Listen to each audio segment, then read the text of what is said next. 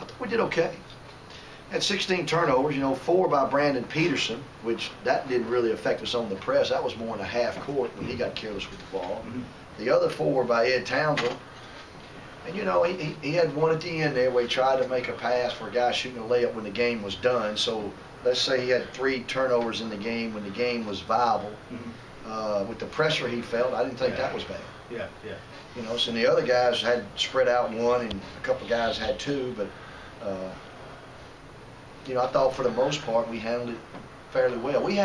We put in press offense, but we hadn't played it against any kind of pressure yet. It's all been dummy work. Yeah. And this was the first time that we faced people coming at us with it, and we did okay. We ran a little one down play, threw it over the top, and Ed, he shouldn't have shot it, but he kind of manufactured a layup. But and we got 2 or 3 other calls that we're going to make against the press that we hadn't put in because I didn't want to get on tape for Lamar to see it. So we had our basic press offense in and handled it fairly well, considering we'd never done it live in practice before. Can you see what the referees were reviewing in the second half? That guy hit it. If you raise your elbow above the shoulder, they're going to call automatic flagrant. And I really think the guy tripped, was falling backwards when he slung it.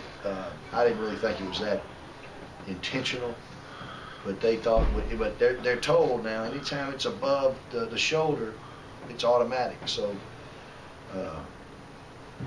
kind of changed the game a little bit, to be honest with you. Yeah. We get 2 free throws and get a basket out of it, and we go from 11 to 15 or 16, and kind of changed the momentum of it. Get a double-double from Malcolm tonight.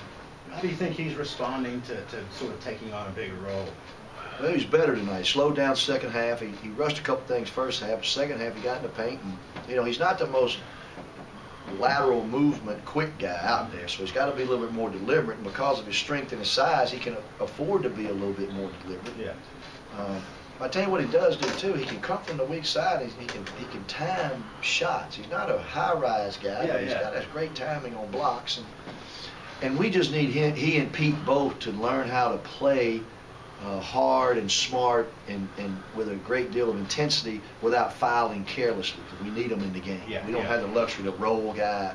You could have Martavius or Malcolm or Pete or, and roll those guys in there like that. We don't have that luxury, so they've got to play smarter without fouling. Pete got in foul trouble early, but that's all he got the rest of the game, which was better for him. And I thought Malcolm's 26 minutes and 3 fouls and his boarding and his points there in the second half and his blocks it was a good night for him. If we could get that out of him, that would solidify a lot of questions that we might have. Oh, rebounding on offensive rebounds, 17-9.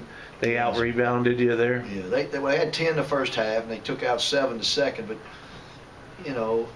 that's the only thing tonight really that we need to get better at. We need to get more offensive rebounds if we can, and we need to give them less, because you get a team that can offensive rebound the ball. Most teams we play in our league will convert them into baskets, so we can't really.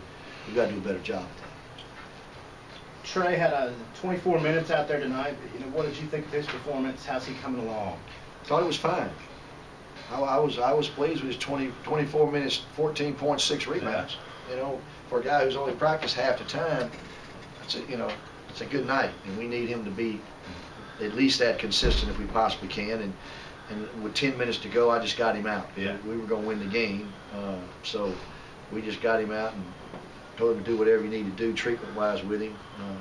We're going to lift weights and do a lot of dummy work tomorrow just to get the soreness out of us, but he won't do anything tomorrow. He just shoots some free throws on the side and get treatment. We'll hold him out. Then we're all Saturday, so we'll have 2 days off. Then we come back Sunday and go twice. So we're trying to balance that out with him, give his knee a chance to recover.